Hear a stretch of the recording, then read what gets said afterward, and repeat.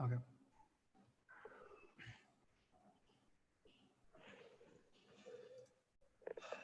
Cool. Couple more minutes. We already have 5, 6 people with us. Should be increasing more as we go on ahead. Yeah, this is going to be a really exciting session, man. So excited to do this. Wolfie, how's the weather there? I'm pretty much inside clouds at the moment, which is quite magical. That's so It's awesome. good, but it's cold here, so I always have to wear a jacket and all in the night. I like it. It Mm. speaks to my German genes, but yeah, it's not for everyone. But I love it. Yeah. Like the evenings can be quite chilly. I think it's gotten a little bit better in Delhi as well. So I think that's good. We finally started raining from the past couple of days. I think it's been 1 week of continuous rain. So Wow. the weather is sobering down on us now. It's a little bit better. And Delhi doesn't flood, no, like Bombay. No, not really. No, not really. Yeah. Mm, okay. Hey, hi Ritesh. How are you? We have people joining us. How's it going, Ritesh?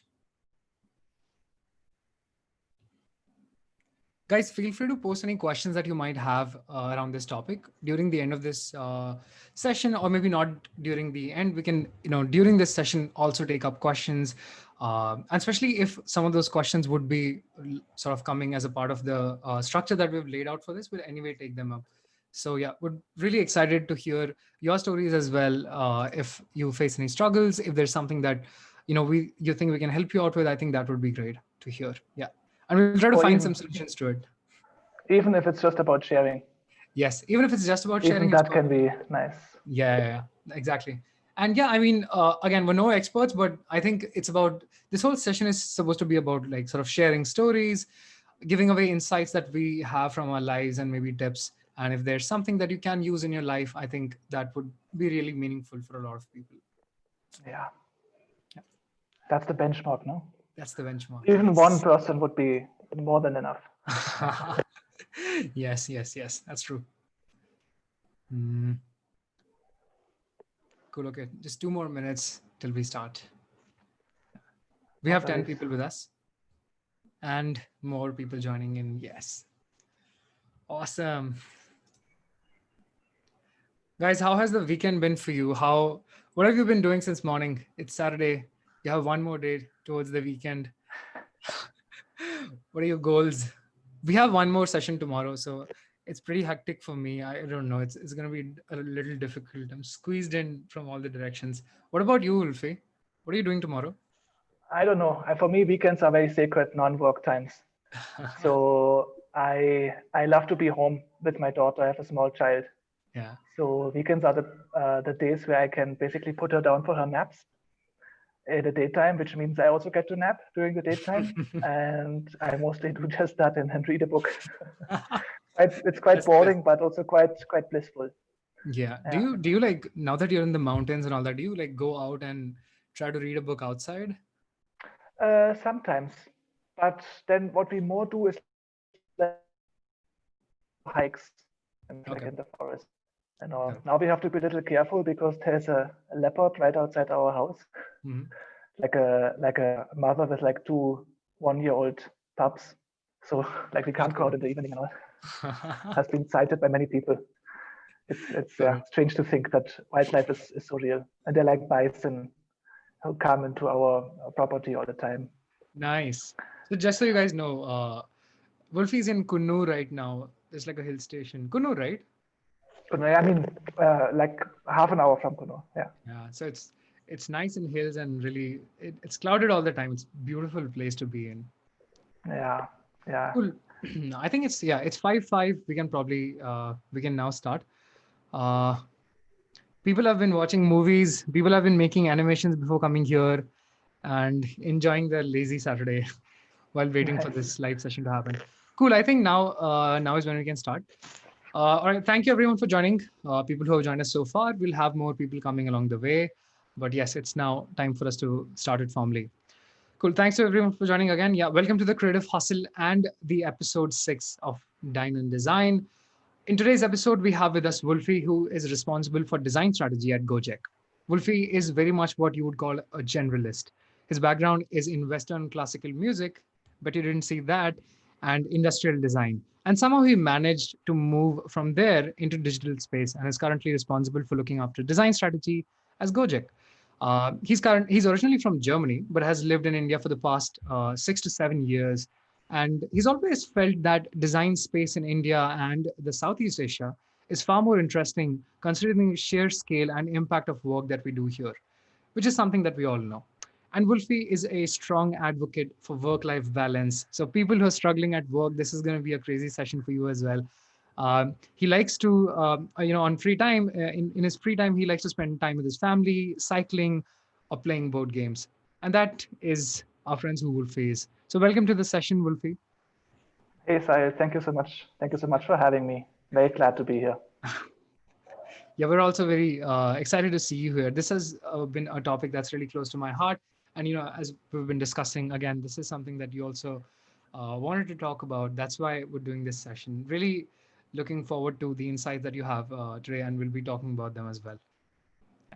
Awesome. So, I'm really happy to share. yes. So, Wolfie, could you tell us a bit more about yourself? What exactly has been your background, where you're from, maybe a bit about your life in general. It could have parts of your work and all of that as well. Hmm.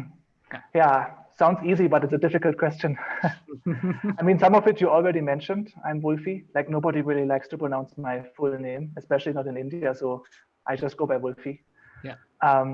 Yeah, I'm a German musician. That was actually always my calling. Always have been like in Western classical music. My instrument is the French horn. I've been practicing this from like early childhood. Studied it. Became a professional in orchestra or in some orchestras in Germany. But yeah, I always had this longing to do other things as well. So now I realize this has always been like a theme in my life that I don't want to do only one thing. I want to like juggle multiple projects. And one of the things I realized in music was that, like I couldn't do anything with my hands. Like it's nothing permanent ever. Like you perform on stage, Yeah. it's a fantastic job, right? Like you earn money uh, for making people happy. Like Yeah. you're the one that makes holidays.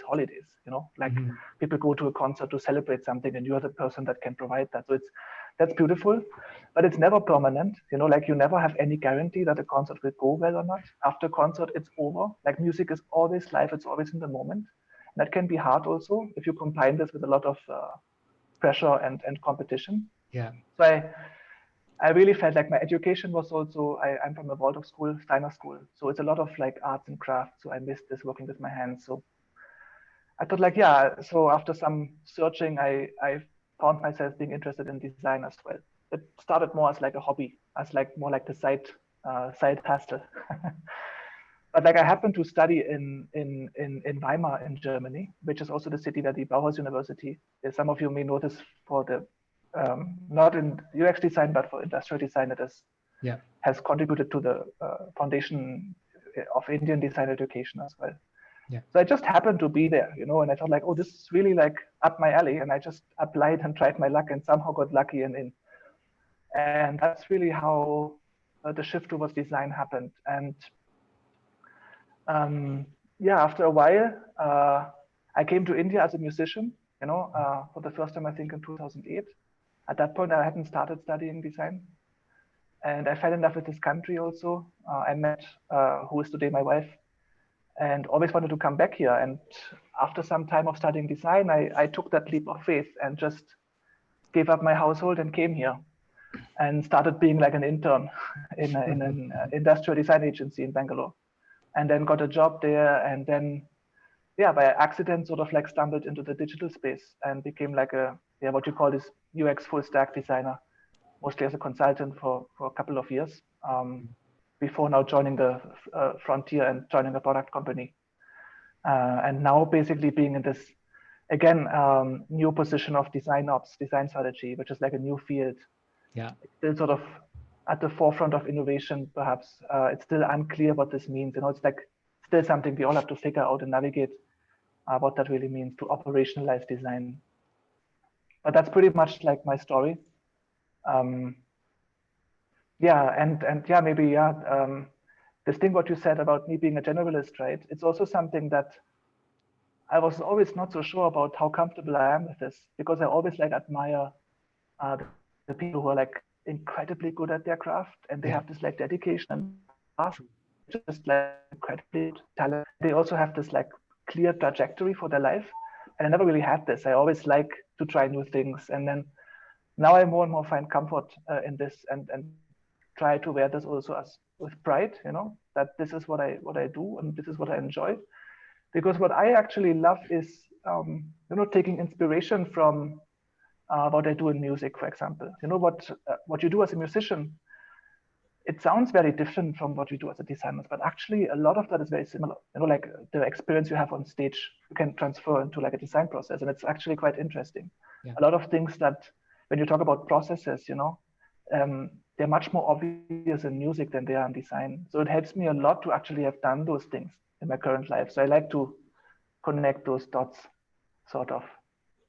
So what do you think Yeah, is but sorry. yeah. So you talk about Yeah, go music. ahead. What do you think are some of those similar sort of things that sort of design and music share?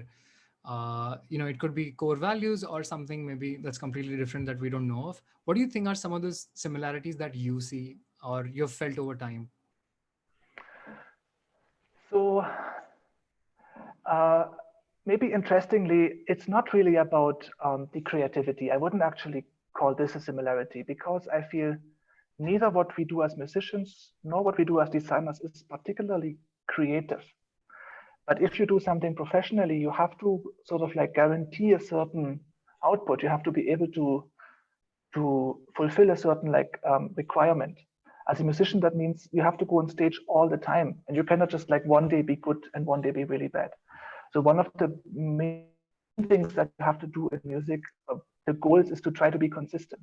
Yeah. It means you cut away from the top and you cut away from the bottom, but consistency is worth much more than having that one day of brilliance, like Yeah. that one hit wonder. Yeah. And that has a lot to do with the kind of dedication and consistency in your practice. And that's something that is very similar to design. And things like critical self-reflection, or being able to like leave your own ego behind and look at it like objectively, or at least attempt to look at yourself objectively at what Yeah. you've done, and being able to like criticize yourself and then learn and move on. That's something that is very, very similar, right? And that's one of those things, it's not so obvious in design, but like I had a lot of colleagues, especially in college, you have these crazy night shifts where they say like, Yeah. okay, now in the last 3 nights of the semester, suddenly you're gonna create this amazing concept. But the truth is, it doesn't really work like that. In music, you can't do this. You can only practice every day for a certain amount of hours. You can't just like practice 24 hours a day. Your muscles just won't allow it. So yeah, these are all things I can correlate very strongly, and it helps me a lot. Or one very interesting thing is like thinking about us. If you work in a large team or even a small team, playing in an orchestra and teamwork in any kind of professional setting is very, very similar. The way you have to rely on each other. In an orchestra, you can't work with your elbows. You can't work against your fellow musicians. That's not going to sound nice. You have to like play together, right? Yeah. Yep. Yep. Yep. And similarly, in an organization, it makes a lot of sense to actually really embed yourself in it and try to learn and help as a part of a community rather than an individual. Yeah. So yeah, those are some of those things. I think that's also where the word sort of orchestration comes from. When Yeah, everyone sort of belongs in harmony and everything's just happening together in a synchronized manner, yeah. which is, yeah, I mean, that's the beauty of it. So Wolfie, during this time when you like previously you've been a musician and then you went into product design, there was also industrial design in the middle. So during all of these different transitions, right, I mean, what were some of the issues that you faced, any struggles, or again, what were those different touch points or different places where you felt vulnerable? Can you talk us through maybe some of that? Yeah, absolutely. I think a couple of them I mentioned as a musician. There's always you're always under a lot of pressure. There's always a lot of competition. A lot of people don't talk about this, but in the music world, there's a lot of substance abuse, even for like young players. seasoned players. There are a lot of people who only go on stage with beta blockers, with alcohol, with Valium, with all sorts of things. It's quite extreme, and the audience often doesn't realize this at all under how much pressure people actually are. That's one of those things. The other thing that is also true for design, it can come from your colleagues. That might actually be all in your head, but sometimes it's not. There are places that are like a little toxic in the environment where competition actually is a reality, and people do want to try to push you out. Yeah. It's this like red water phenomenon where you have to make sure that you are being seen by upper management, that you have to make sure like people know that this is your idea and not the idea. Yeah. So that can put a lot of difficulty on yourself. Then, if you look at the profession of digital design, overall that profession is still young. Most of us are young. Nobody has actual experience. Like in other brick and mortar industries, you have like people with decades of experience. True. You have those too in digital design as well, but they're very rare. Most of us are young, and nobody has actual seniority. So we all sort of like trying to navigate the space of inexperience and confusion. And the only difference between more experienced designers and less experienced designers is the level of comfort with that confusion, not necessarily that you know more, And then of course you have the current crisis, right? This is not easy for anyone, and it affects everyone all over the world very heavily. I mean, I'm still very privileged and lucky. I still have a job, and I'm still affected, but many of our friends or colleagues have lost their job. It's a complete uncertainty what it looks like. But uncertainty also doesn't mean only for COVID, right? Even if you talk about design in general, how do you, we are living in like a brutal capitalistic world. Most of us operate in tech, right? In IT, it's all capitalistic. And how can you guarantee that you're still going to be relevant in your end 40s? I mean, I don't want to scare anybody, but it's a scary thought, right? Like, how are you going to like ensure that you're going to keep up? Like, who's going to pay you your like salary if they're like people who are much younger, much better than you, And it can be scary. Yeah. And then I feel also maybe one more thing is also that's specific for us as maybe you can say creative professionals, is that we all have some imposter, or a lot of us have some imposter syndrome.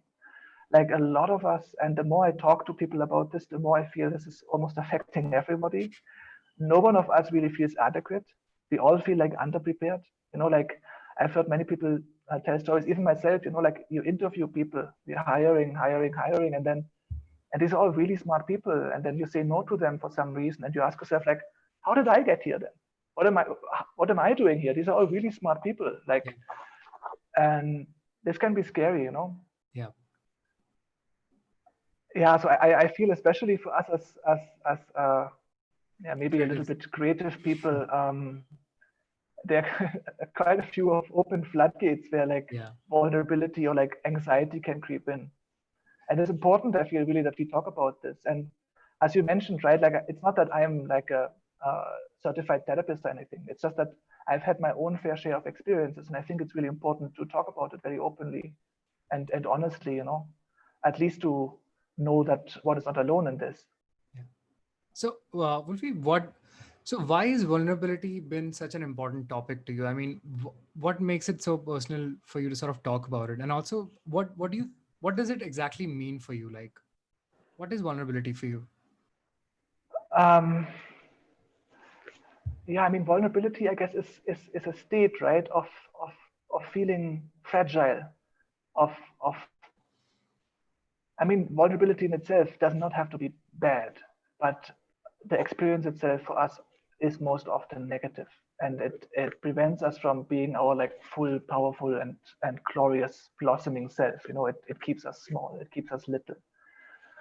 But why this is so important for me is, it's, as I mentioned, I had my own fair share, and I'm also really okay and comfortable talking about this publicly. But before I moved to India, in that time, I was studying music, I was studying design, I had a job in an orchestra, professional orchestra. I was running a lot of student projects. I was like operating like a student bar, etc.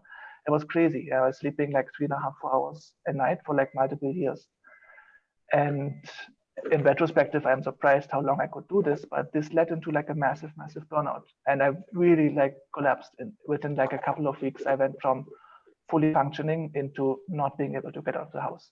And I had to completely step out of everything and um, not only shift like one gear back, but turn off the entire engine for some time. And that led to like going through therapy for quite some time, medication as well. You know, it's condemned by many, but I feel it's also important to say, you know, while one might argue that there's no healing in medication, at least it provides you with a mindset to heal yourself, and it's a blessing that it exists. You know, like in certain situations, because there is a difference between feeling low and a pathological situation, right? It's not quite the same thing, and it took me a long time, a really long time. It's a very, very long, tedious upward journey to climb out of these pits. Um, and in that journey also, while climbing out, while being at the bottom, um, I started to connect with people and realized, wow, there are other people who've experienced this as well, and they actually understand what I'm going through. As much as I hate to say it, but it's actually one of those things I feel you have to have personally experienced in order to actually understand what it is. It's not something you can easily empathize with. Sure. And I realized there are a lot of people around me who went through this and who understood what I'm going through, and this gave me a lot of strength, a lot of comfort, and the more I stabilize myself, and of course there's still ups and downs in life, but the more I stabilize myself in my own life, the more I'm able to be that person for other people as well, and I to take responsibility seriously, because it is really important to talk about those things. It is an incredibly lonely space to be like in a depression or to be like in a burnout situation, like severe burnout situation. It's very, very lonely, and it does not look like you can get out of there ever again. You know, it's a very a feeling of like an infinite situation that will never change. You cannot see the light at the end of the tunnel. That's just like a harsh truth, and you have to go a lot of very, very small steps to crawl out of there.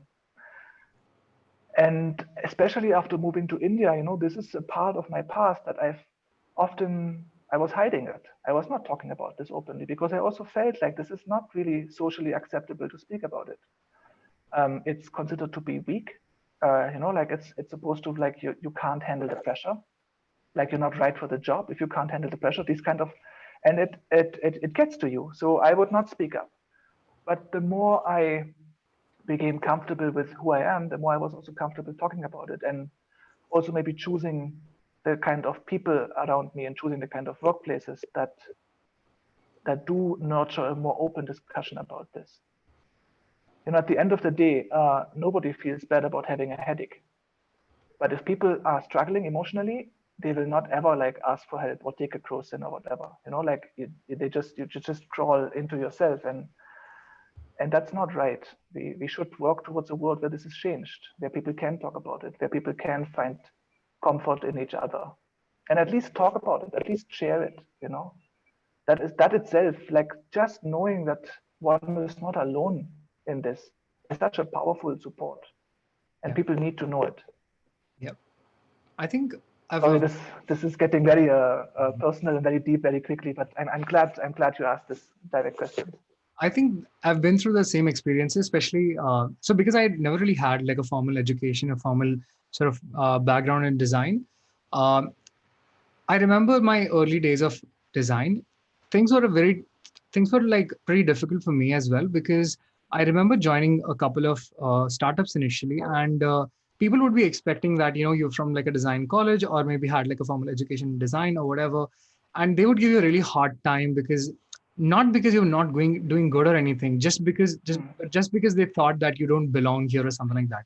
Again, there are different sort of they had different probably thoughts about someone who's like formally trained in something like that.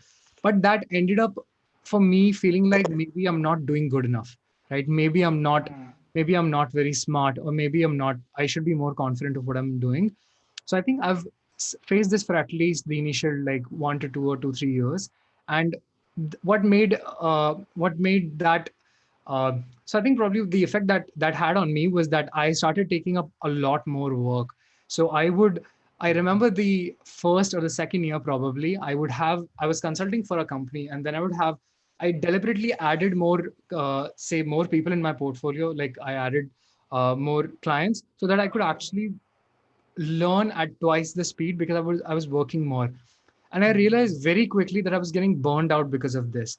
And even though that was not really changing anything about my learning, because I was just putting enough like additional hours, but I was not really able to get more quality out of it because I was not spending enough time working on those things. So a lot of the work that was happening was actually superficial, right?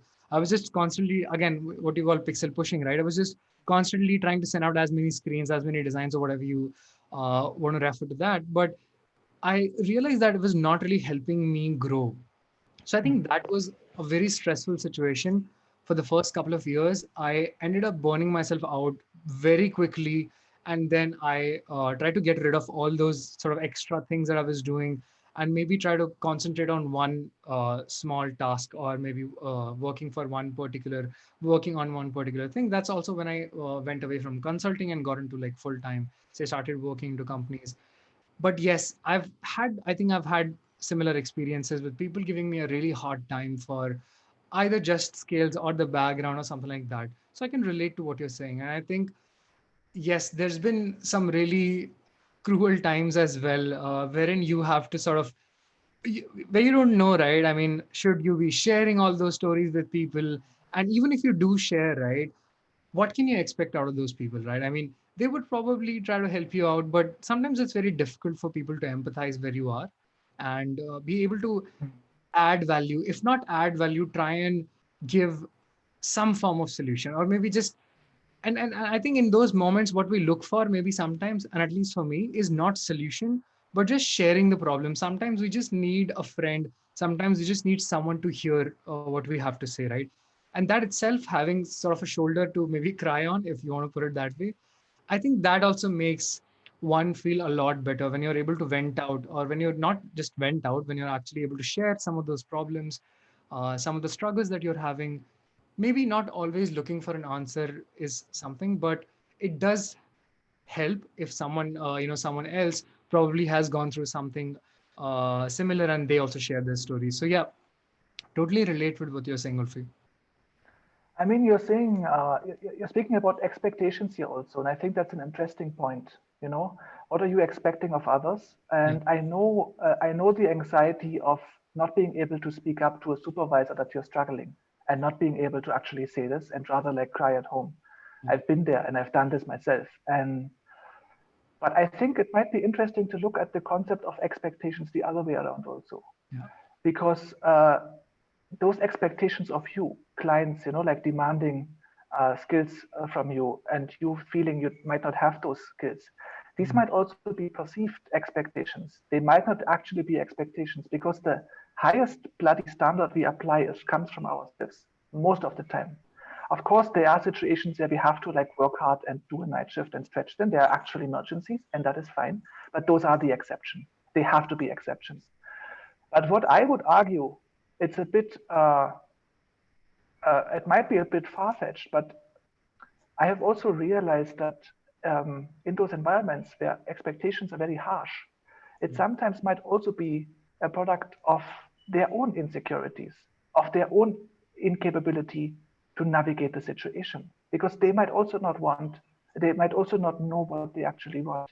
They might also be as confused and as unclear about the situation as you are. And that leads to aggression. Often if you if you don't know, and if you're feeling stretched thin and burnt out, uh, you get more angry. You take it out on the people you care about, and you feel often it's very misguided, but you are even harsher with the people you think that they can take it. And that is also reality at the workplace. that sometimes we feel like very harshly judged, where actually what was happening from the other person's perspective, this was more like I can trust you, so I'm going to be like frank with you. I'm as confused about it. Not Yeah. that person might have been aware of it, Yeah. but I feel it's like nobody judges us as hard as we do it ourselves, Yeah. right? And if you know this and try to embrace this, not that I'm very good at following my own advice here, it makes you also realize that this expectation that you perceive from others might actually not be the way you feel it is, right? So yeah, it's also about this topic that we wrote about, right? Like how do you contribute to the well-being of others around you? True. Um, it doesn't only go sideways, right? It also goes upwards and downwards in terms of like the hierarchies we have in the corporate world. Yeah. And we try, right, if we give feedback or critique to someone, to separate the problem on the people. Yeah. So it's fair to assume that other people would also try this Mm-hmm. and basically try to take any of those things, not personally, but see the person behind it that might struggle as well, you know. I mean, look at COVID, right? It doesn't matter whether you're like a CEO or like an intern. This affects everybody. And the intern is more allowed to be vulnerable. The CEO is even less allowed to be vulnerable culturally. And it's Yeah. not right. And we expect of the CEOs to not only be this amazing leaders, but also always act appropriately, always lead by example, encourage people to, like be open and all. How are we expecting them to do self-care for themselves, right? So I think it's Yeah. pretty much, as you very rightly put, like it also has to do with expectations. Sometimes you also enforce a lot of these expectations upon yourselves. You feel like people are expecting a lot out of you, which I think makes you go really hard on yourself. And again, I think that's also one of the reasons why you get stressed out very easily. And as you said, aggression is something that also takes form when you have expectations from yourself that you are not able to meet. Because again, those might be really unrealistic expectations you set just because you think you need to perform, on a particular level. But it's also how you respond, right, to those expectations. Like now you're in that spiral. Now you have the feeling you are under this tremendous amount of pressure, and now you're trying and you're becoming more like focused, more aggressive, like more like work even harder hours, be even harder on yourself. It's quite important that at some point you catch yourself there and say like, wait a second, let me actually like look at myself here. It's like, what is actually happening here is I'm really, really exhausted and I need a break, and it has to be okay to take a break. And I think the very, very crucial, important aspect here is to know that it is okay to feel that way. Like you were asking earlier, like what is vulnerability? What is like feeling fragile? What is feeling like stretched thin? What is feeling like tired, exhausted, overwhelmed? Unable to cope. We all know those feelings and we know how they feel. The thing we don't know or often forget is that it is okay to have those feelings, because we go to like our like conditioned response to saying, okay, I'm tired, so I have to push harder. Yeah. I'm getting weak, so I must be weak. It's I don't know where that response is coming from. It's not that we can blame anybody or like any institution for this. It's perhaps the ego or something. I also don't know. As I'm not a psychologist, but the the the truth is it is very, very, very much okay to feel that way. So imagine you having like a very safe space with a junior designer that you mentor, and that person comes to you and actually openly shares about how vulnerable and how fragile they feel. Would you, as a caring mentor, ever actually increase the pressure on them? No, right? It doesn't make any sense. Like we would, as leaders or as mentors or as managers or whatever we are, try to actually help and provide the support that our colleagues need. So why do we apply a completely different set of rules to ourselves? It doesn't really make sense. And often we have this. I've heard this from design leaders, very reluctant to call myself, but who actually have to manage like large teams. I'm not in that position. Um, who feel like without them everything will fall apart, and that's a tough space to be in, because if you already operate at that capacity, what kind of culture are you creating for the people who come after you? And this being okay with feeling stretched thin, this being okay with feeling vulnerable, also can lead to leading by example and just embracing that. It's like, okay, fine, I take a day off, I take a week off, it's fine. I mean, we are in a very luxurious position. Yeah. We are not first line responders in a COVID hospital. We are designers, and our work does impact millions of people. And I'm really, really proud of that fact. But there's nobody's life on the line if I take a leave for a day or two. That's true. And it feels good to talk about this. I feel it's. I've heard, I've had designers come to me and ask, like, but how can I communicate this to my boss? Yeah. It's like, how can I start this conversation? We might not have this safe, trusted space yet. But yeah, it's okay. You also don't have to always go all out right away, right? You can always say things like, I'm feeling under the weather, and I need 2 days to get myself back up to speed.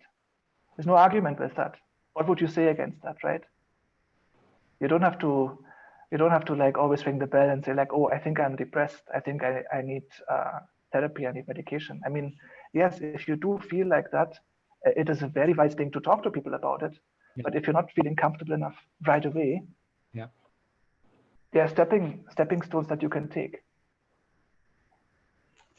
That's true. So, what we in case of say when it comes to talking about expectations, right, and talking about issues that you're facing, right? What would you say are some of the ways that we can communicate some of these expectations? Because by according to my understanding, I think a lot of this stress originates from expectations not being matched, right? They're either by your peers or just by your work, or maybe by the organization itself. So how can you be more clear? So this is the sort of the precursor of say, in case that you're still working, and then after that things don't go right, and then you get depressed, right? How can we avoid these things, like from the very starting, once like especially for young people, right? What do you think are some of the things that they can do to set the expectations right when they start? I mean, yeah, I would say it's definitely probably not a one-time fix, right? It's something we have to practice every day to ourselves. But there are a couple of I call them like my little toolbox that I use, when I'm feeling stretched thin. And I'm very happy to share this. This is all based on my experience again, and might work for some and might not for other. And it's certainly not medical advice, but there are a couple of things that are very effective, right? And I think, as I mentioned earlier, the first and foremost important one is to keep telling yourself that it is okay to feel that way. That is like the most critical first step to it, even if it means like putting it on a post-it and putting it on your laptop or on your wall.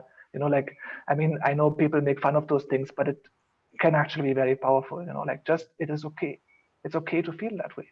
It's just a spectrum of an emotion that you're experiencing. And knowing that, then you can start applying parts of your, like, some tools to pull yourself out of it a little bit. I think the most obvious one is exercise.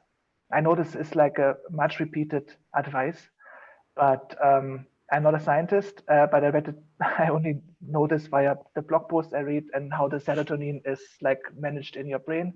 Yeah. Exercise is the most effective non-medication way to increase your mood and to increase your like overall emotional well-being.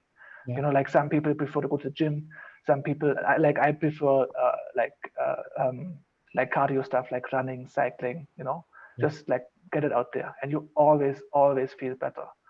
And if I'm going into the slump, it is mostly because I stopped exercise. So now for me, exercising is not necessarily to get fit or to lose weight.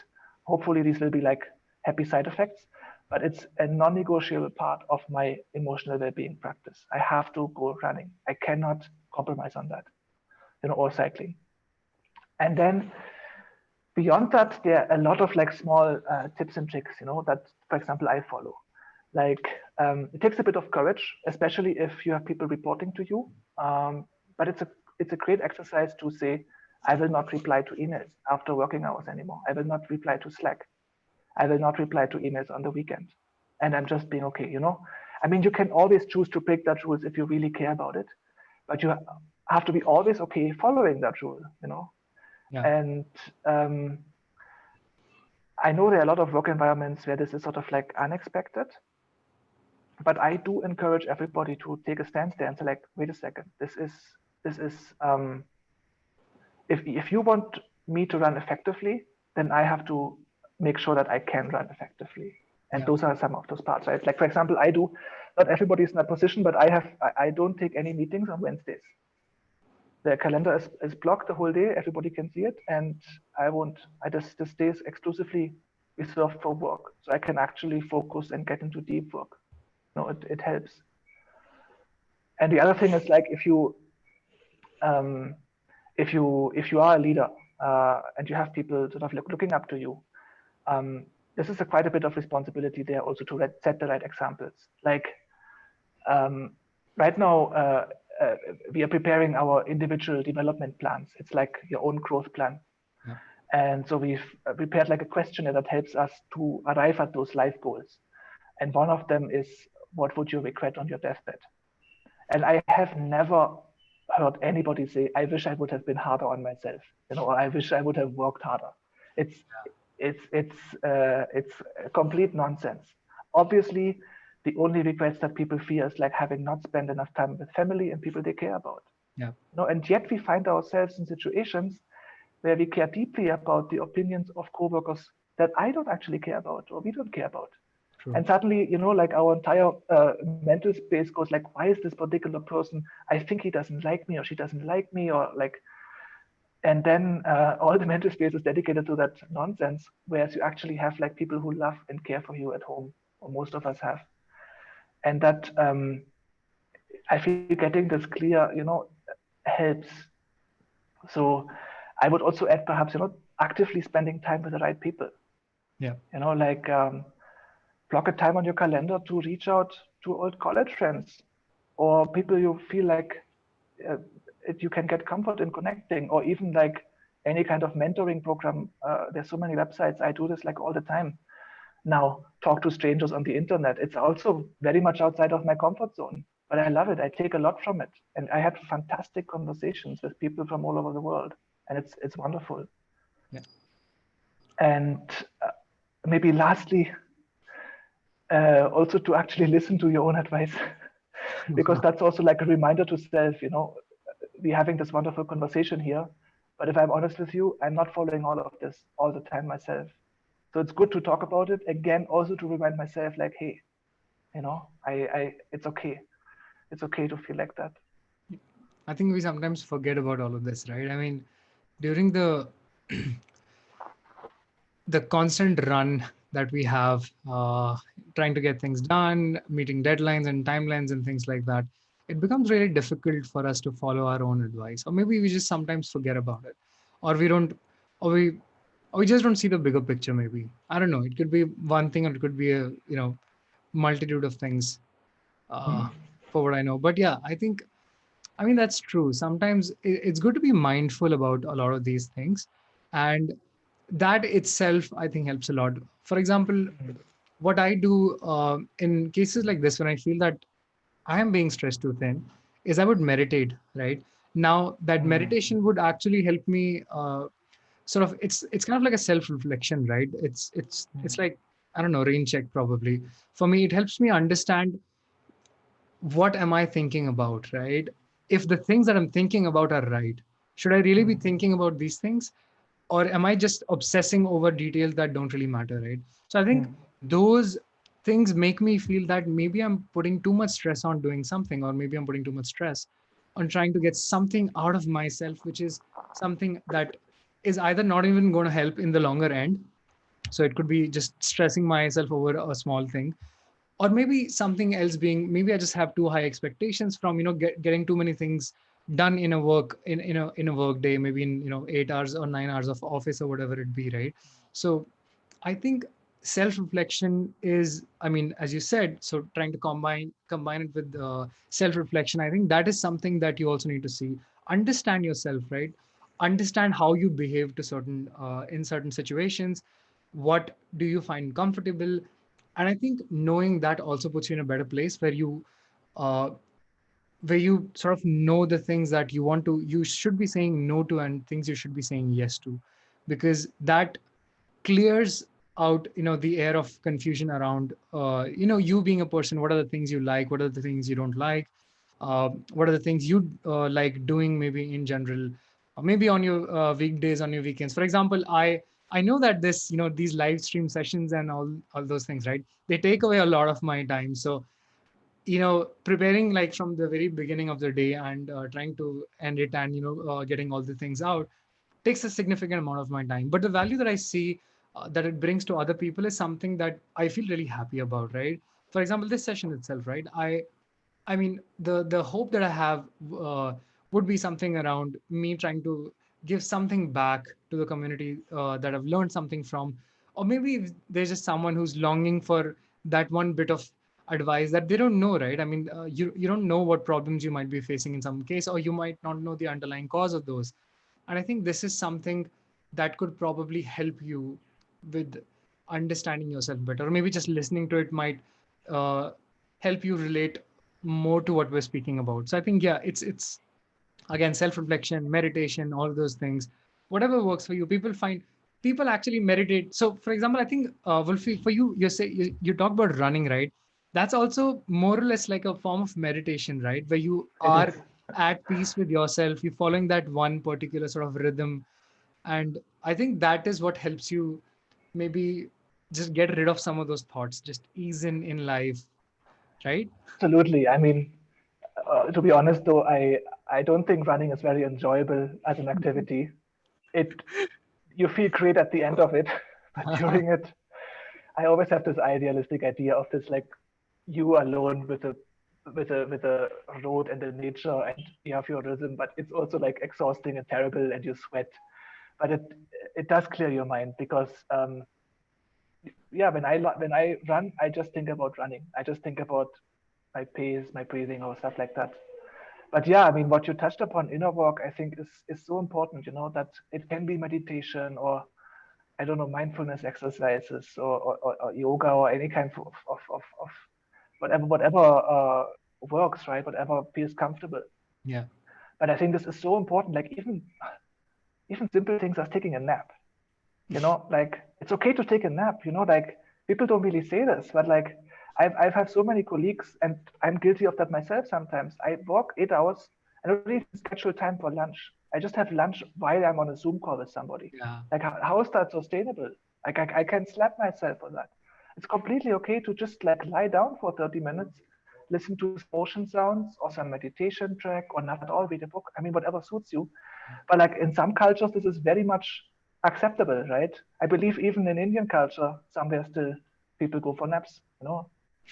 And uh, why not? I know some people are very comfortable with meditation. For some people, it's very difficult. Yeah. There's no like right or wrong there. Yeah. But yeah, when I speak about exercise, I certainly also mean external and internal work. You're right. True. Yeah. Yeah. I think meditation is not just about like sitting and trying to focus on something. Meditation is something wherein you just try to calm down your thoughts and maybe focus on something. And that is something that can happen in any form, right? Uh, Doing a lot of things brings that same kind of feeling to people. For example, reading a book might help you calm down, might help you feel a little bit relaxed, or maybe just going out for a walk, taking your pets for a walk, if that's Yeah. something that you like to do, or maybe just going out in the park and walking on the fresh grass with your feet naked. I mean, there's hundreds of things that you can think of. I personally also enjoy, like, whenever I feel a little stressed, I'll just go in the evening, probably go for a long walk, a couple kilometers, and then come back. And that and automatically, I don't know how this works, but automatically during this time I will not have any of those thoughts that I was previously sort of thinking on, right? It becomes sort of that zone wherein I try to phase out from the responsibilities I have, which is not saying something you should be doing, but you're not trying to phase out from responsibilities, but it does help you disconnect from the system a little bit, right?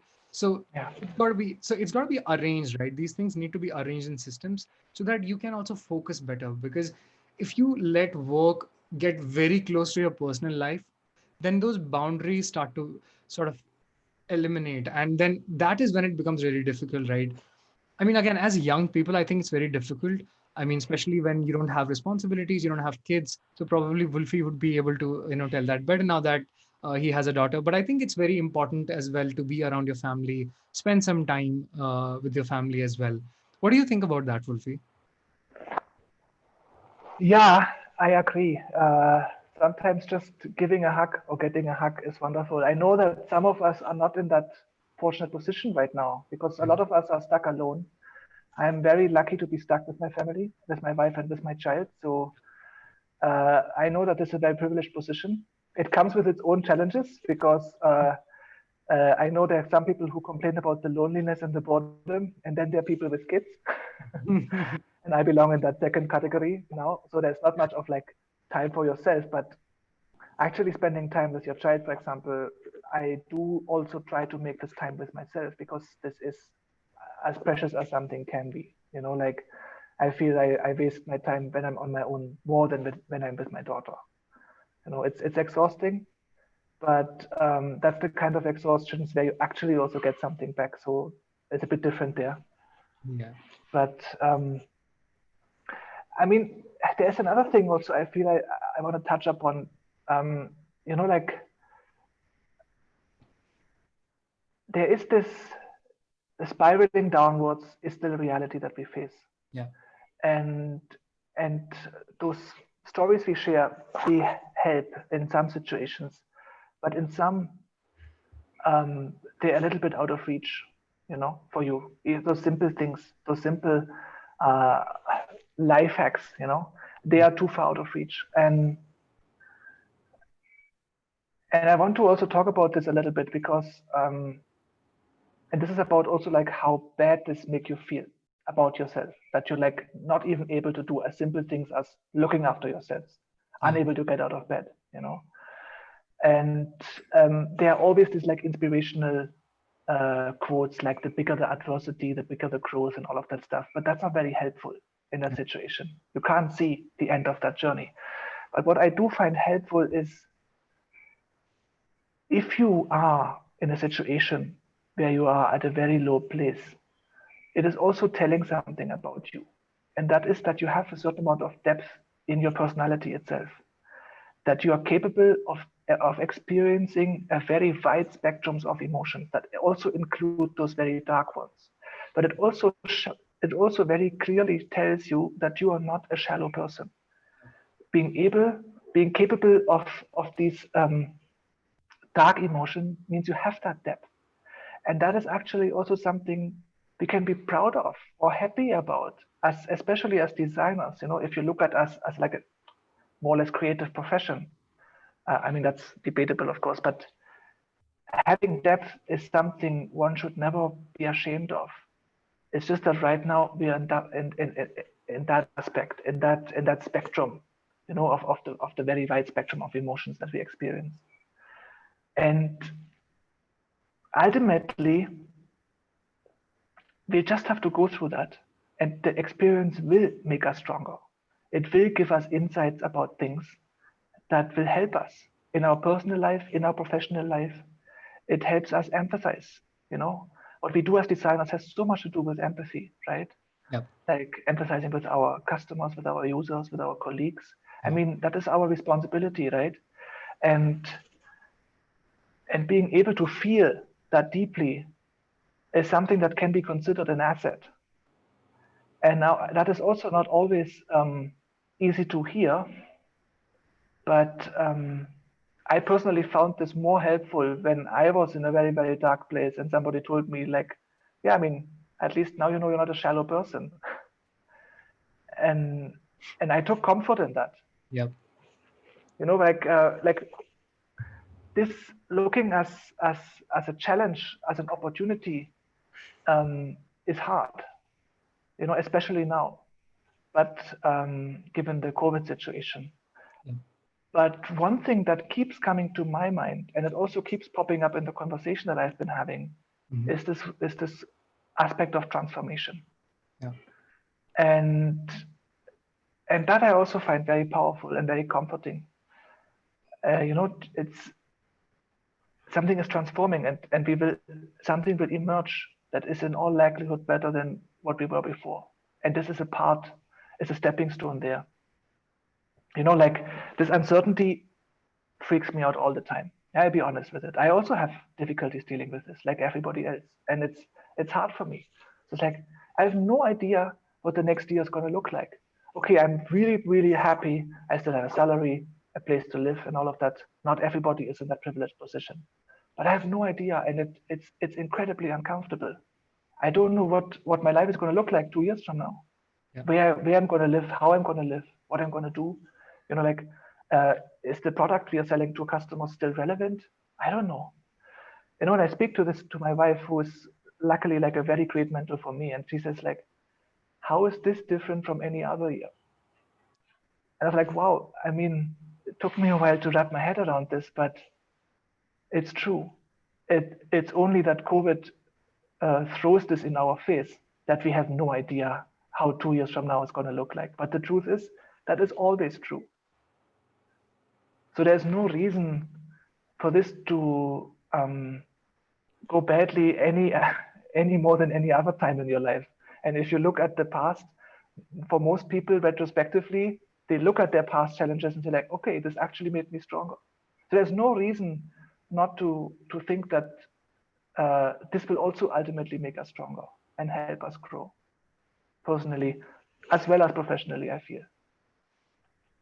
I think that makes sense. So, in this case, if we're talking about adversity, right? Talking about these challenges, right? You also previously mentioned how one, if you look at it, right, probably you can see opportunities in that. So, how would you put that? How can you see opportunity in challenges or in adversities like this? Mm. Yeah, it's, you know, honestly, it's much easier to talk to you about it than to talk to myself about it. Um, but it's good that we're having that conversation. I feel this is a lot what people call about the growth mindset, right? It's also one of those buzzwords and jargon. I don't want to get into it, but what Yeah. it really means for me is to look at every single thing, every single obstacle, every single situation in life, and look at it. How can I maximize my learning and my growth out of this?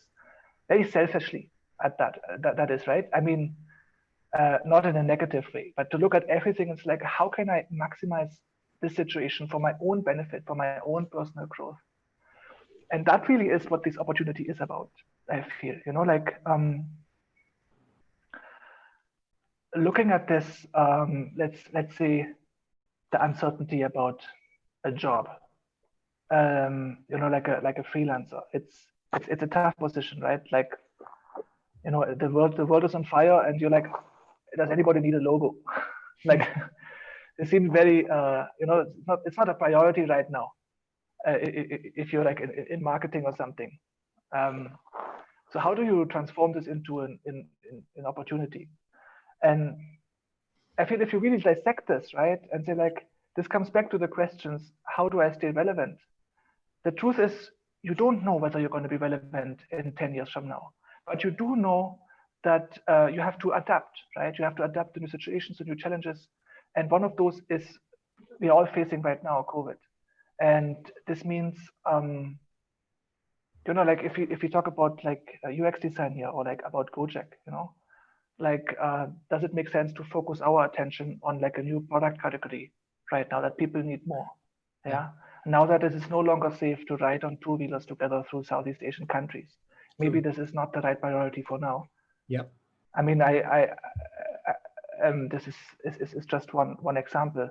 Mhm. It's a very open-ended question, but I feel there to basically see like how can I maximize the benefit for myself is what makes a challenge into an opportunity.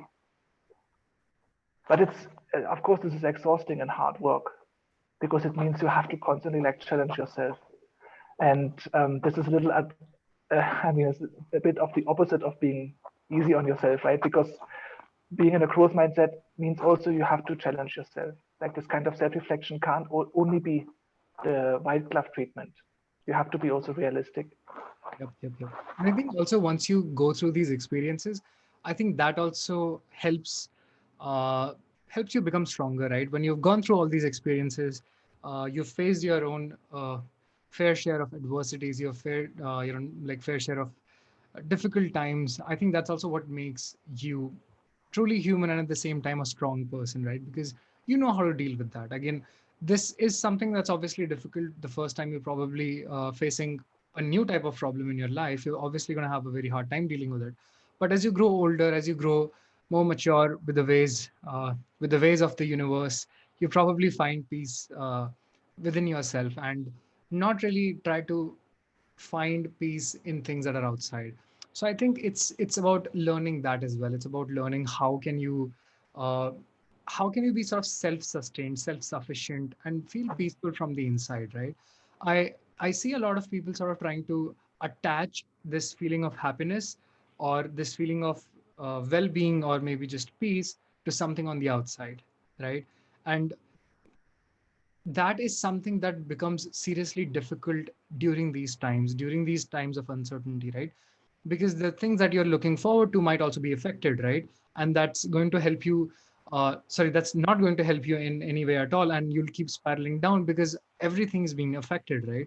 So I think that Mm. is also something that you need to practice, right? How do you find sort of that peace inside yourself? Does that make sense? I, it makes a lot of sense. If you find out, please tell me. I mean, we are all on that journey together in some shape or form. I know some people who seem to be far ahead of myself.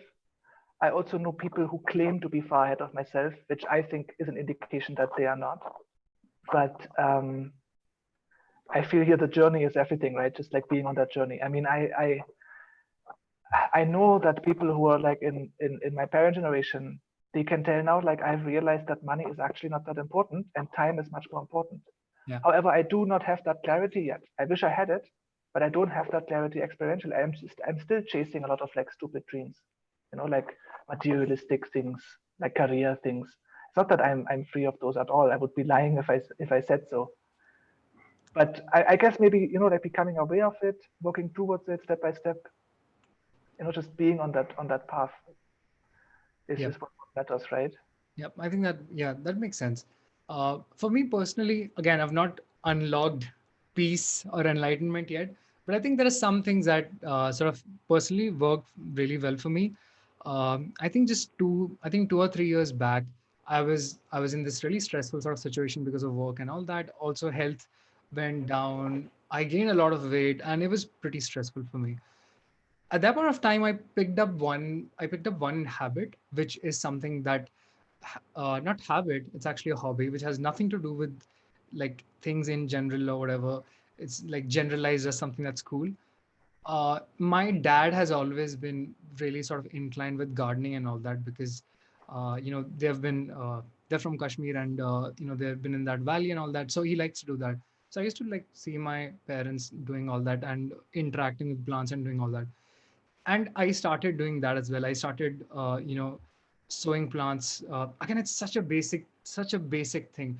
I started sowing plants, and I would like spend a lot of time. I would spend my Saturdays and Sundays potting a lot of these plants, small and growing seeds, and watching them grow. And over a period of time, over the next couple of months, just watching those seeds grow from those little, like, again, watching those seeds grow made me so much happy. It just made me feel like all these materialistic things that we look forward to don't actually have that much value that we try to get from it, right? Buying that new iPhone that's going to come this September, or things like that. I don't know, getting that new car, getting that new bike, hanging out with that cool bunch of friends that you have that you're not really paying importance to you.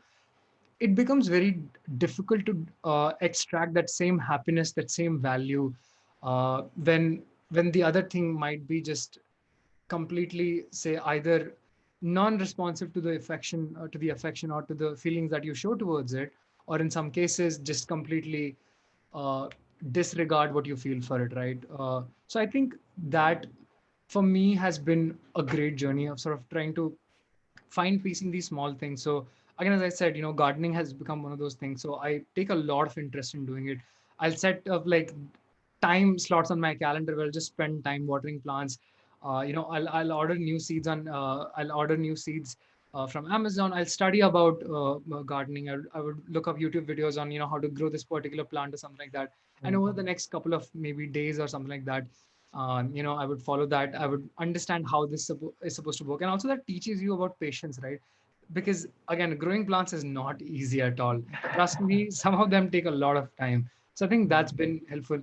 And I've also started gifting my friends plants. I'm not sure how do they like it, but I like it, and I think it's a good gesture as well. So again, I think this, you can have habits like this, you can have hobbies like this, that you think you find that sort of peace in, uh, that you think relieves stress for you.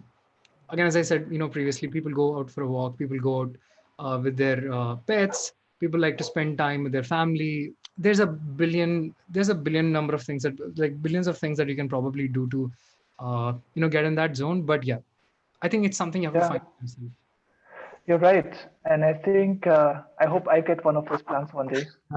Um, but I think one thing you're touching upon here is this concept of small steps. One thing all of those examples had in common, they're not like huge life-changing activities, life-consuming activities.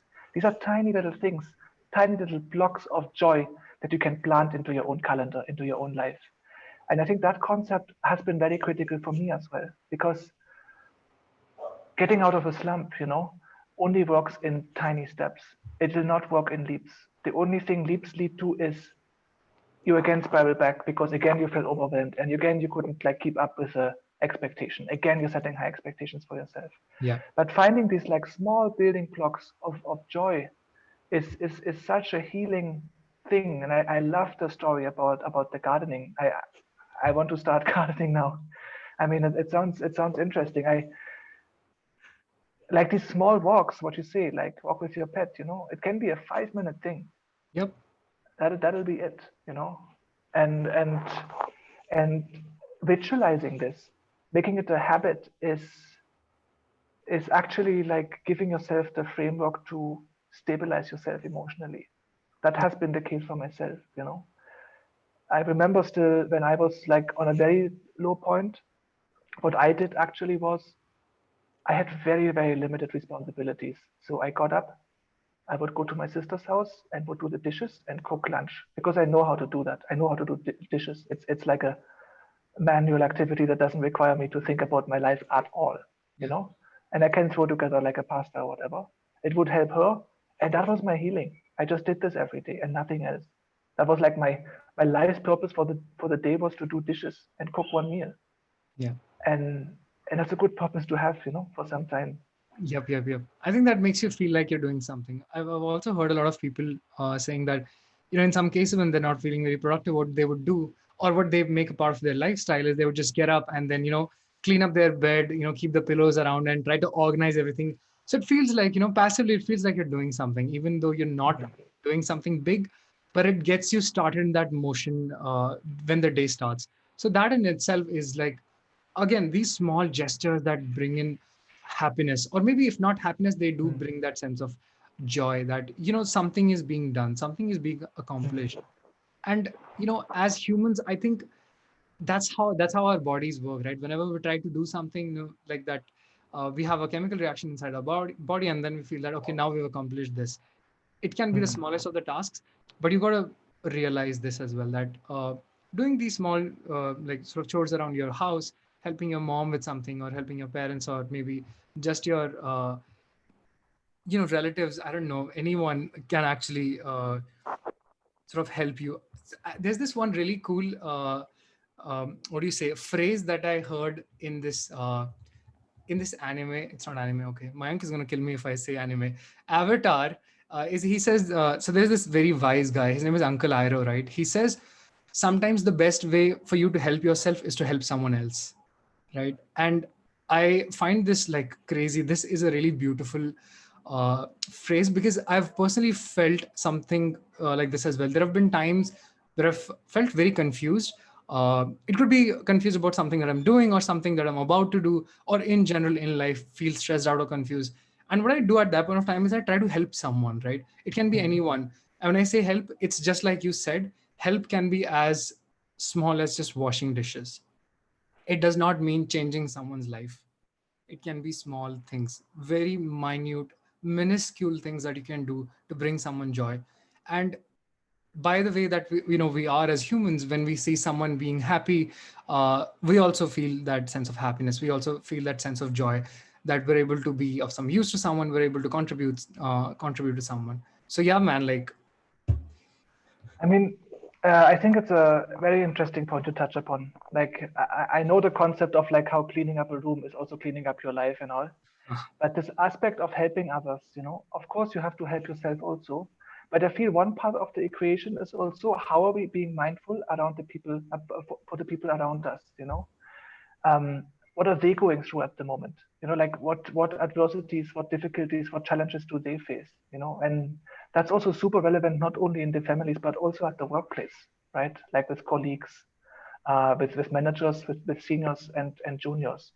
yeah, And how do we navigate that space there actually? Of being mindful of.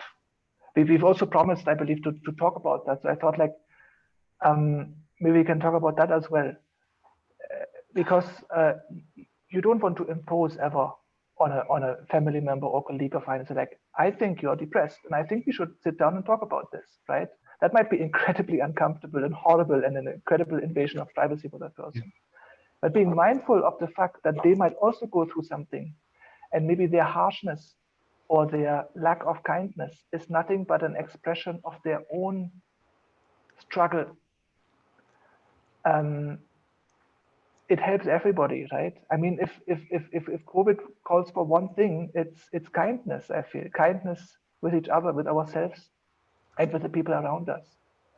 And that is, of course, true for our colleagues, and it's also very, very true for the people we truly care about, our family.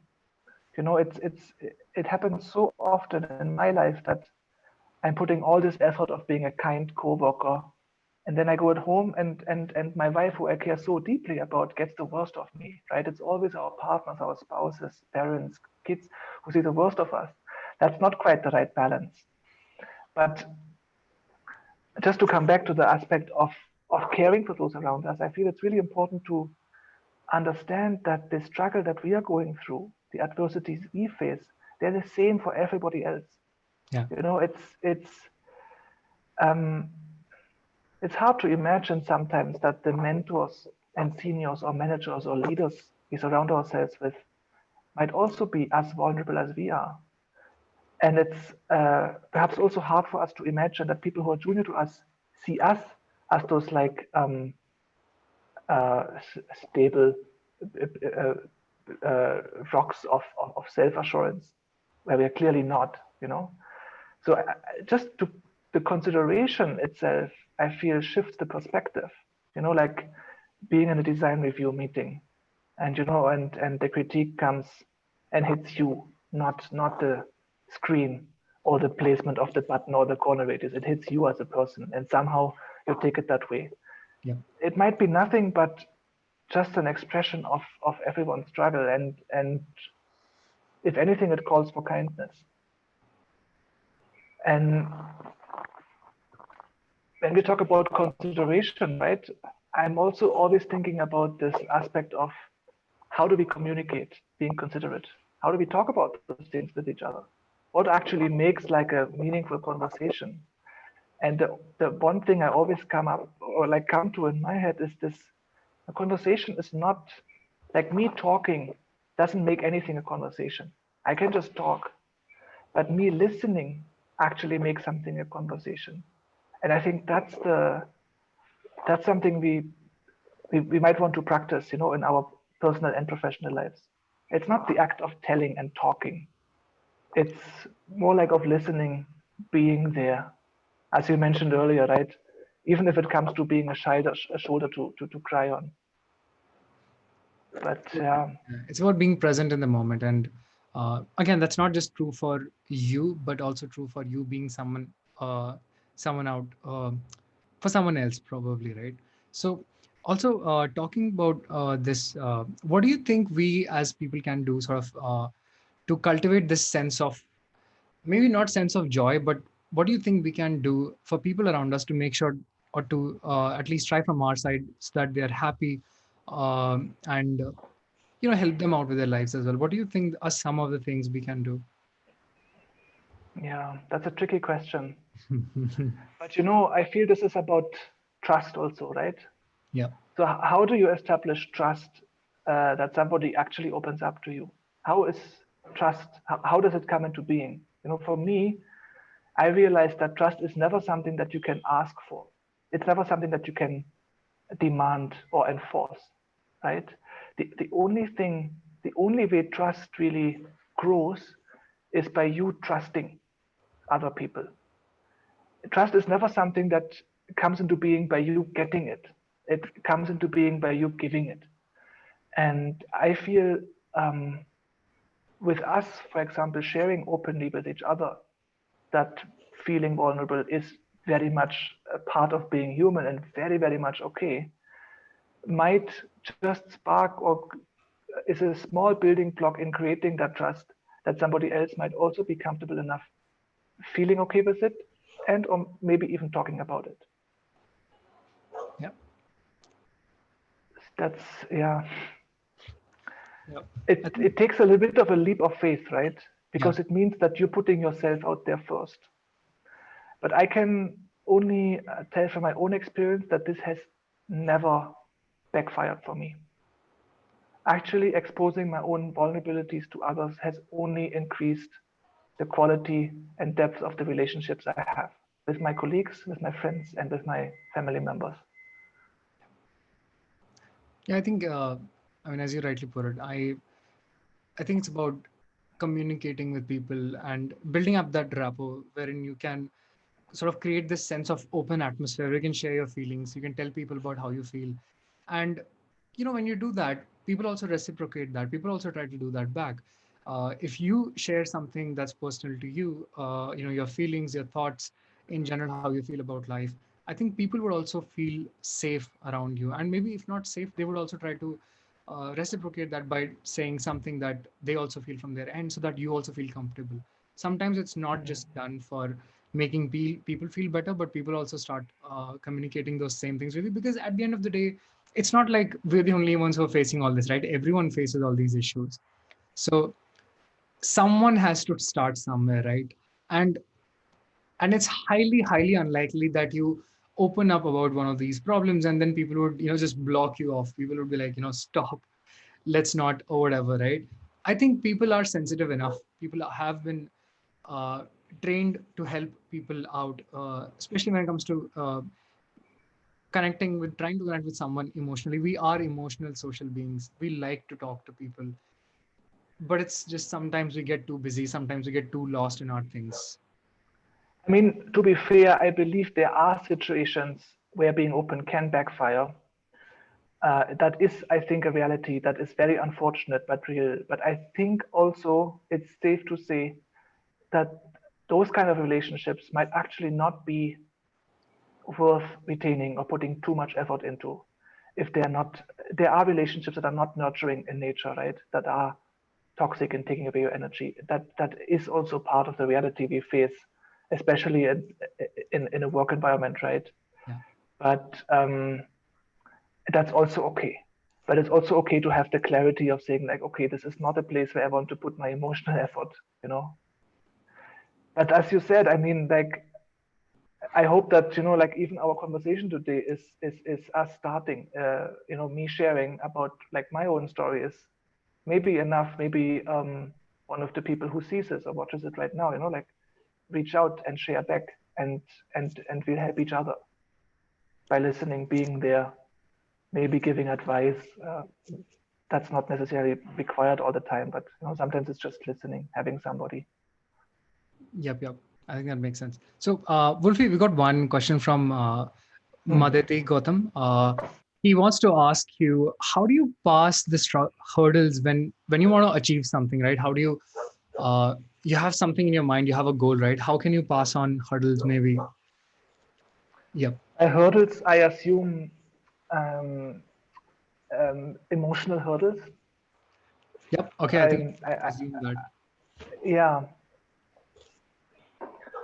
Well, I mean, I, I think my short answer, not claiming this to be a correct answer, is oftentimes one just has to push through because adversities and challenges and hurdles will always be a part of any path. If we choose a path that doesn't have that, it's not a good goal. So, as we discussed earlier, challenges are eventually gonna make us stronger, one way or the other, make us grow as people. Yep. Yep. And knowing them, even expecting challenges, and knowing that they appear, and knowing that they're part of the problem, and then just pushing through it is not the worst strategy, Yep.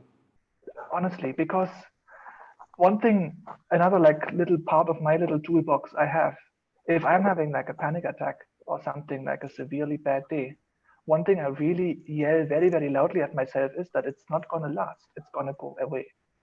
I know that now. You know, I've had enough experience. I can tell myself I'm preparing that thought beforehand for myself that I know in that situation I'm going to yell this at myself internally, or sometimes I just yell it out loud. You know, it's Mhm. not going to last. It's going to get better. And I don't think achieving a goal without going through any hurdles is very meaningful either, right? Yep. It's what makes it wonderful. I'm sure that everybody who is like in a relationship, you know, would agree to a relationship that is only based on shared happiness doesn't really have the depth of a relationship that also has shared experience of struggles, you Yep. know, of fights, maybe of like disagreements, of arguments. This is what makes it deep. This is what makes it, you know, like appreciate the other person more. And the same I would say maybe is for goals. It's a part of it, and we can embrace it. Like I was uh, I was afraid of being live on YouTube today, right? And what's the best way of dealing with this? It's like, yeah, I'm just gonna do it now. I'm just gonna push. Of course, I'm nervous about this. I don't Yep. know who's gonna listen to my personal stories, but I think it's okay because if it helps somebody, amazing. Then the effort was worth it. If it's a complete disaster and failure, then I've learned a lot. So by me just pushing through this now, a little bit outside of my comfort zone, I'm actually getting stronger right now. Yeah.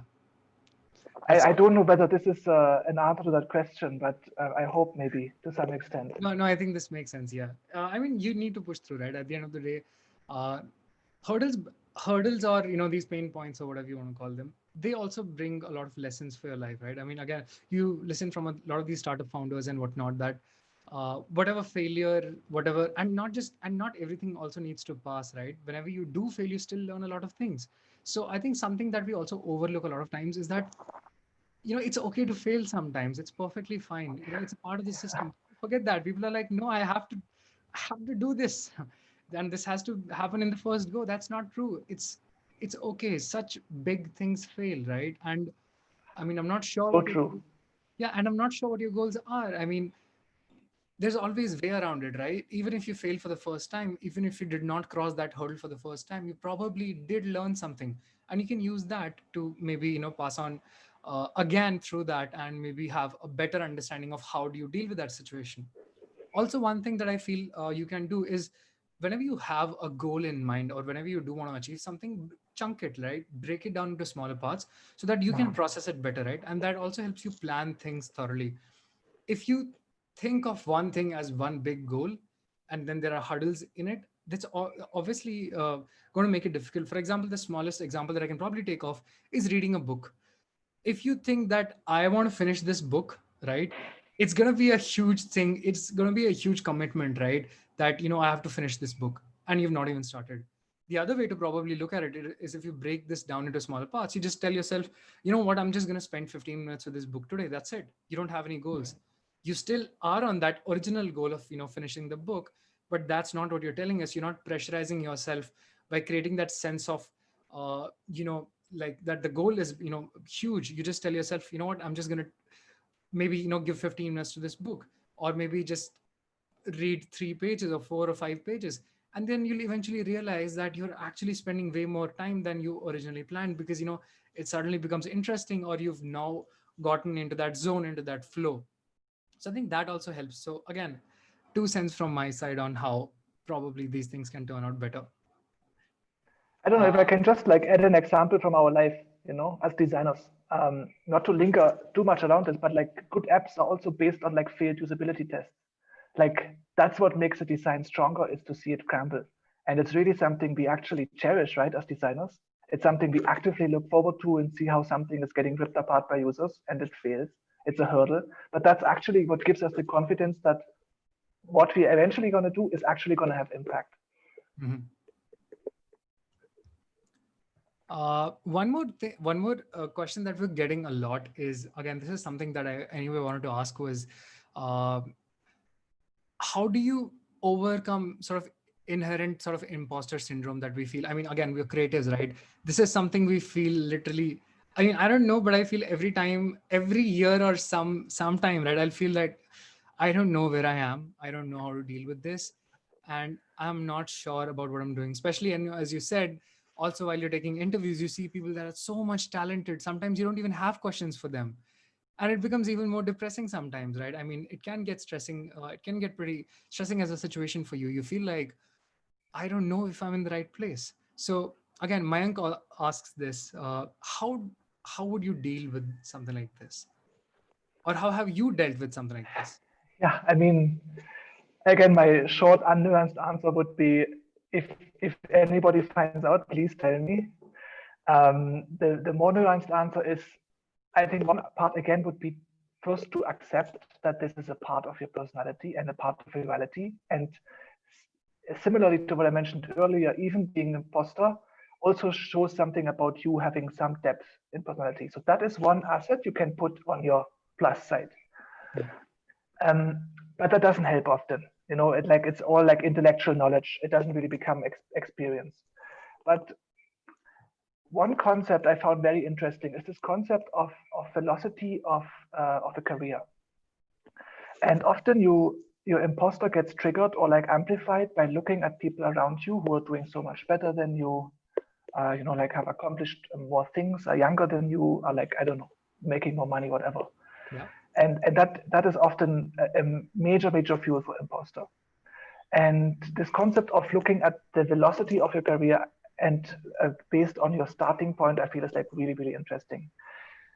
If you understand your privilege and where you're coming from, and like the kind of education you had, like if you compare your trajectory of your career with those peers that you admire so much, you very often come to the realization that they also had different starting conditions and different amplifiers for their own trajectory.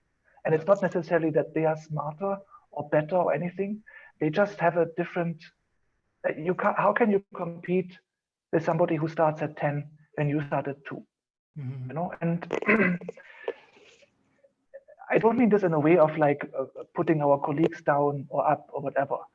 But the truth is, when I perform that exercise with the people around me, and I've heard other people do the same, they realize, oh, wait a second, I'm actually not doing that badly, because it objectifies this feeling of inadequacy a little bit to actually look at, okay, that person, like has this amazing MBA from this amazing college.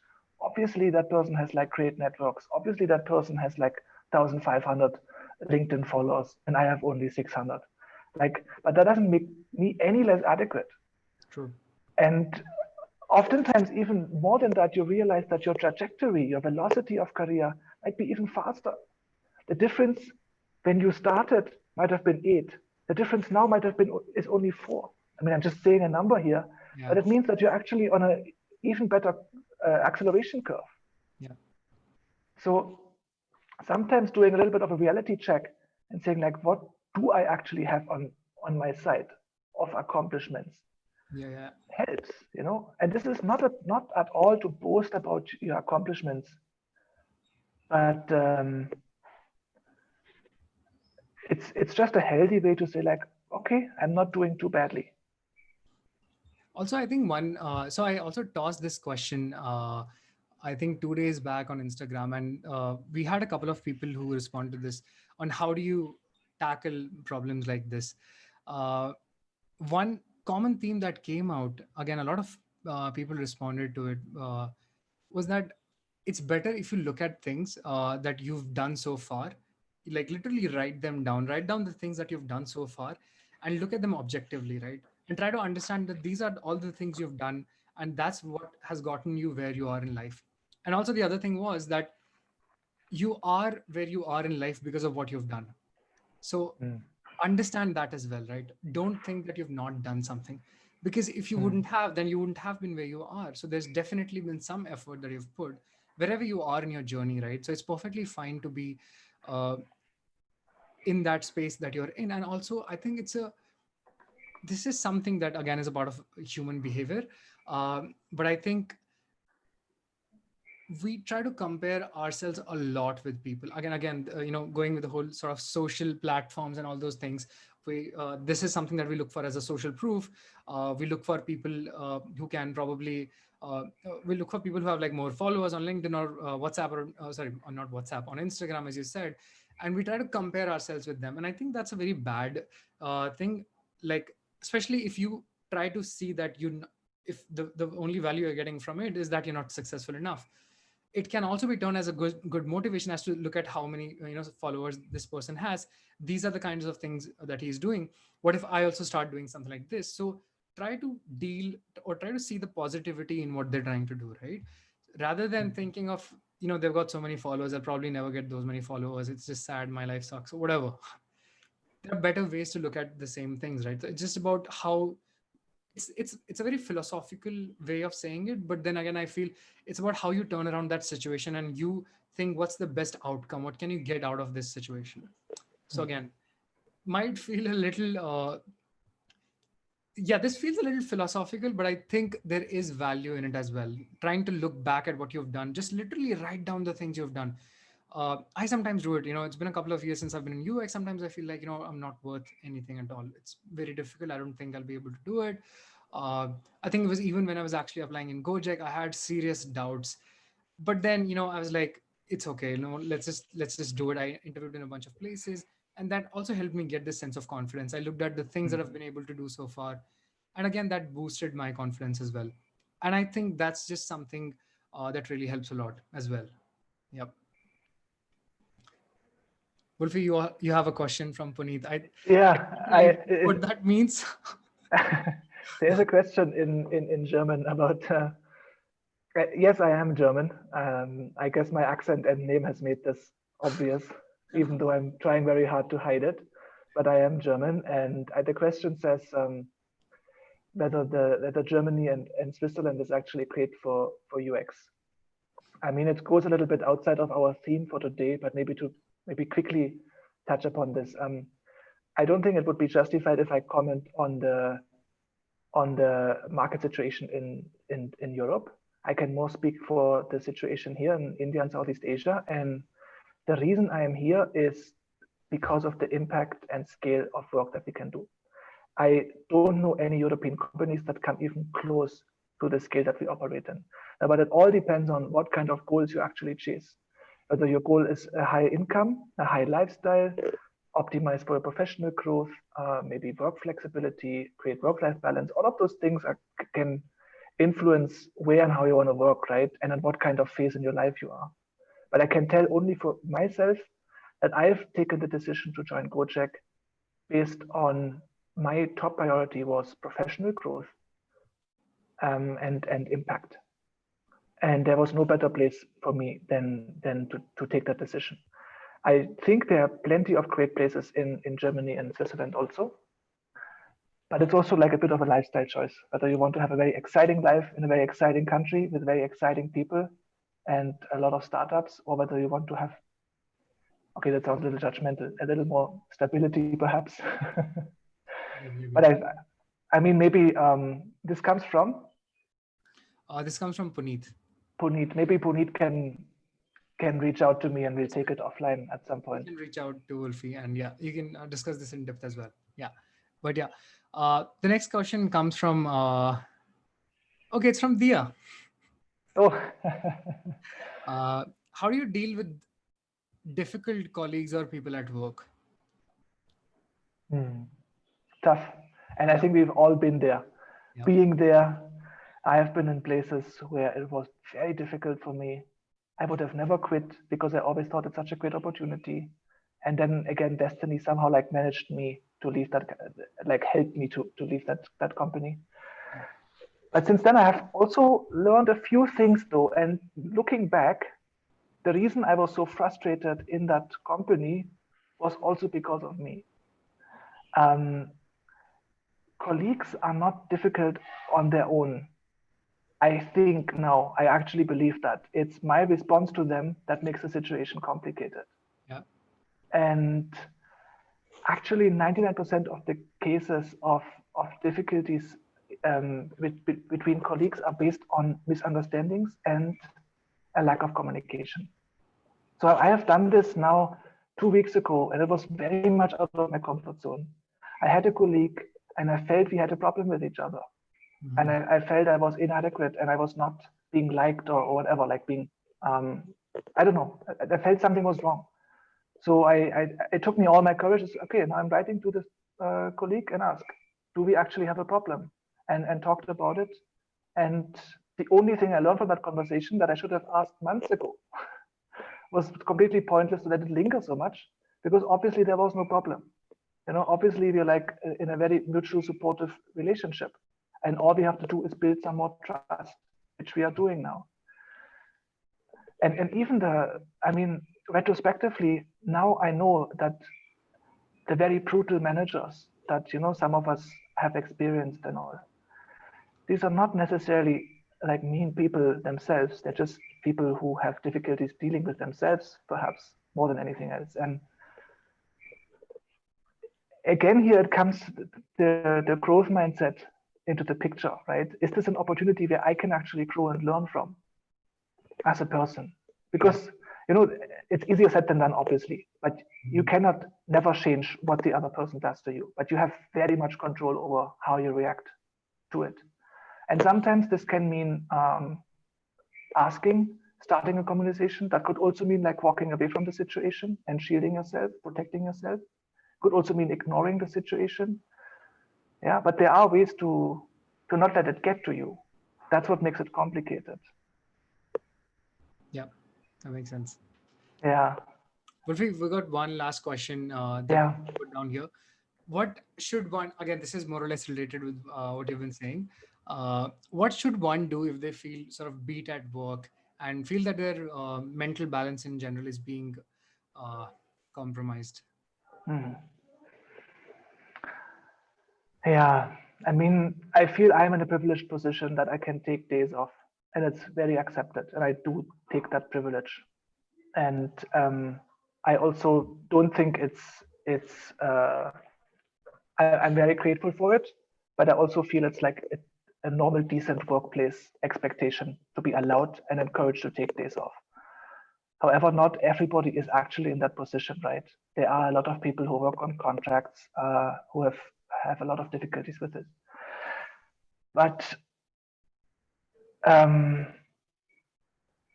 rest is a must, and whether it happens in the workplace, even if it's not possible in the workplace, there are still pockets that you have to claim for yourself and say, like, this is for me my recharge. It is really, really important to rest. Like being burned out is often a result from extreme and prolonged exhaustion, right? And once you tip the needle into like a from a feeling down into like a pathological situation, it's also going to be much harder to get out of it. And I think it's very important that you keep yourself on the good side of things. It's okay to feel down for a couple of days, but once it becomes pathological and you need actual help, it's important, of course, that you seek that and get yourself. But if you have the chance to stay on that side, it's good to practice. And I feel the most, it sounds so simple, right? But the most adequate response to feeling exhausted and burned out is to take rest. And it doesn't have to go so far that you have to take months off to really find where you are. It Yep. can start with saying every day, I will get up from my desk for like 15 minutes, go outside and walk. I can just like pretend it's a bathroom break if if I'm in a very toxic work environment. Just go out, just walk. Like it can be simple things like this. And then um, again, as a disclaimer here, as I'm not like actually like a therapist or anything, but I do know for myself the difference between feeling down and a pathological situation. I just want to like put this out here also in case anybody is wondering, like what is acceptable and what is serious, right? For me, that line is, am I still able to live my everyday life, without interruptions? Or am I starting to not go to places? Am I starting actively like to avoid situations because of my anxiety or depression or fear? That is a place where we have to look a little deeper. As long as we're able to just push through it, things are not that bad. But it's always important to rest. I'm Yep. saying this so many times also to remind myself because I've also been feeling very exhausted and I also want to rest. Yep. I Take think days off. Yeah. and I think also this comes from you sort of communicating with people around you. So, if you do feel exhausted, just let people around you know that you feel so, and they'll also be happy. I mean, I'm pretty sure if you tell someone that I feel really stressed out at work, this has been how my week has been looking. I don't feel mentally sort of relaxed. Pretty sure that people would be more than happy in telling you that go have rest, sleep, Yes. or just Yes. take some time off. Again, they don't have to be like long, like 3-4 week long rest sessions, but yeah, every now and then you can take like a day or two off and then feel better about yourself. Yeah. Imagine you would a family member, like a brother or a child or a sister, would come to you and say, like, I'm feeling very exhausted. Can I please lie down for 10 minutes? Would you ever tell that person not to? Of course not. I would different rules apply at the workplace. Yeah. Yeah. And there are a couple of tricks also. If you don't want to put yourself too much, like show too much of your vulnerability, you can always say, like, feeling under the weather, feeling a little low. You don't have to, make yourself like into this like severe case right Yeah, away. you can just change the copy of your message. Yeah. And that would help a lot. But yeah, I think that sums up how I mean, again, these are some of the steps that work for us people. And yeah, I mean, being also a little bit lightheaded sometimes about things and not getting too serious, never like going too hard on yourself for every single thing is something that also brings you that bits of joy every now and then. Makes you feel happy, makes you feel like it doesn't make you feel burnout basically. uh, Again, in the longer end, you need to find things that bring you happiness. In the longer end, you need to understand what are those things that really work for you so that you can continue doing whatever you are doing for a long period of time. Not saying that Sounds so simple, no? It sounds so simple. Just find what makes you happy and then do that. yeah, but I don't think that it's not really from like a career point of view, but that's something completely different. I don't know, no one to comment on that. But yeah, I think understanding yourself is where it all starts from. Understanding who you are, what are the things you like. Maybe again, that also comes with experimentation, doing things, trying to experiment out with new things in life. I think again, that is something that would help you understand yourself better, and then try to form hobbies or habits around those things. Wolfie, we had one question that relates to this topic again from Dia, which is, what are those small blocks of joy in your life that you look forward to, that Yeah. joy? Yeah. I mean, thanks, Sahil, for creating that safe space here that I can also share openly. My my pockets of joy is, it sounds very geeky, but I love board games. I love it. And it brings me tremendous happiness. Yeah. So that's like a guarantee mood increaser. My daughter, first and foremost, no matter how exhausted and how crazy things are, but she pulls me back like this, like she pulls you back to where things that matter. You know, it's it's it's it's very easy to lose track and spiral in all sorts of places. My mind is a crazy place sometimes. Yeah. I pick up my daughter, I'm there. You know, like I'm there. But I'm also struggling, in all honesty, with finding those pockets. So it's for me also a search. You know, I know running, I know a couple of things that I like, but I don't have this like clear answer, to be honest, of like, yeah, these are the 5 things that bring me happiness, and so I do them. No, it's not that simple for me. Yeah. Yeah. So that's the answer for you, Dia. Yeah. Cool. I think that's pretty much all the questions we had. People seem to love board games a lot as well, by the way. So yeah, people nerd out about board games a lot. I've been seeing a lot of. Great. Please reach out to me and we can discuss it. For some reason, I've not really tried a lot of board games. I don't know. I just play Uno. If that's not a board game, but that's what it is. It isn't. But on that day where you bring me my plant, I will introduce you to some. Yes, I'm gonna do that. I'm gonna send some plants your way. But yeah, I think that pretty much sums it. I hope this session, guys. I hope this session brought some value to you. So yes, like take some time, relax, just chill out in life, do things that you like to do, go out for long walks, and try to find peace in whatever you, I mean, try to find peace in things, right? Don't try to attach yourself to materialistic sort of things and goals and things like that that sort of result in bringing you happiness from the outside, because those are the things that can change over time.